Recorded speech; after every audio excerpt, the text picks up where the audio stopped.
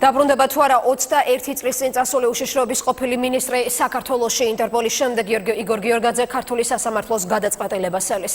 ქართული მხარისთვის მოულოდნელად ყოფილი მაღალჩინოსნის მიმართ საერთაშორისო ძებნა შეწყვეტილია, თუმცა საქართველოში მისი საქმის სასამართლო განხილვა ჯერ ისევ მიმდინარეობს. გიორგაძე 1995 წელს ედუარდ შევარდნაძეზე მომხდარი ტერორისტული თავდასხმის ორგანიზებაშია ბრალდებული. მისი გვარი ფიგურირებს არაერთ გახმაურებულ საქმეშიც, რის გამოც დაბრუნების შემთხვევაში ყოფილ მაღალჩინოსანს დაკავება ემუქრება. რატომ ამოიღო ინტერპოლის გენერალურმა სამდივნომ ექს-მინისტრი ძებნელთა სიიდან ბრალდებულის ადვოკატი და მთავარი პროკურატურა მიზეზად ურთიერთგამომრიცხავ ვერსიებს ასახელებენ.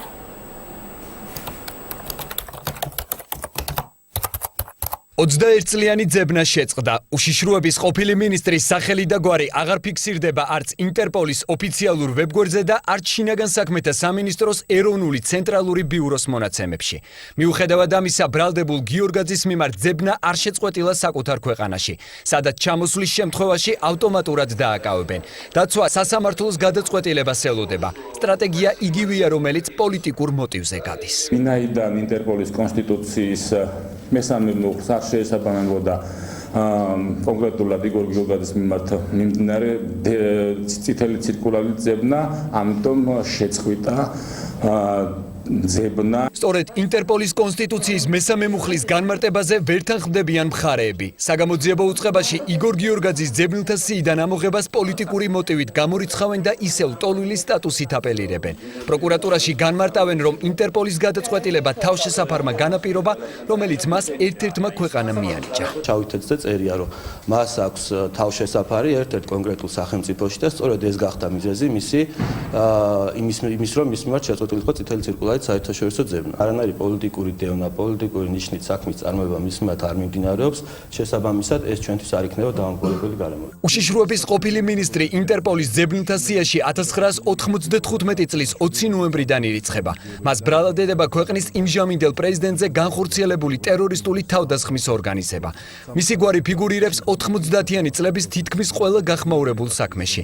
მაშინ პროკურორი გარემოს დაცვის მოქმედი მინისტრი გიგლა აგულაშვილი იყო, რომელიც დღეს პოლიტიკურ მოტივს კატეგორიულად გამორიცხავს. არ არის ინტერპოლის გადაწყვეტილება პოლიტიკური, ინტერპოლის წესები შეიცვალა, რამდენადაც მე ვარ ინფორმირებული და მათ ცალკეულ პირებზე, ცალკეულ ადამიანებზე შეცვალეს გადაწყვეტილებები ძებნასთან დაკავშირებით.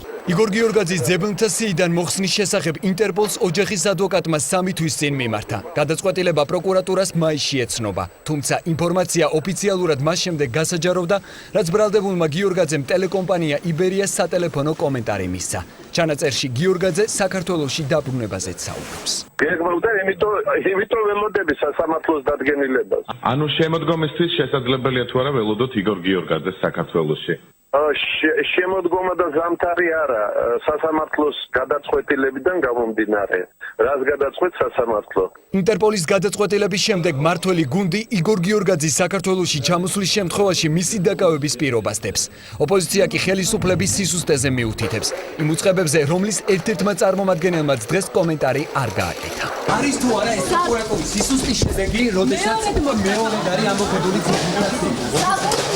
თუ გიორგაძე გადაწყვეტს საქართველოში ჩამოსვლას, ის აუცილებლად დაექვემდებარება კვლავ სისხლის სამართლებრივ პროცედურას. რეალურად ამ პოლიტიკური ძალის მისი ლიდერის ივანიშვილის მთავარი მიზანი არის საქართველოს დაბრუნება წარსულში, იმ შავმელ წარსულში და არა მომავალი და არა კეთილდღეობა. ბრალდებული გიორგაძე მასზე აღზრულ საქმეზე სასამართლოს გადაწყვეტილების მოლოდინშია. სწორედ ამ გადაწყვეტილებაზეა დამოკიდებული დაბრუნდება თუ არა ყოფილი უშიშროების მინისტრი საქართველოში.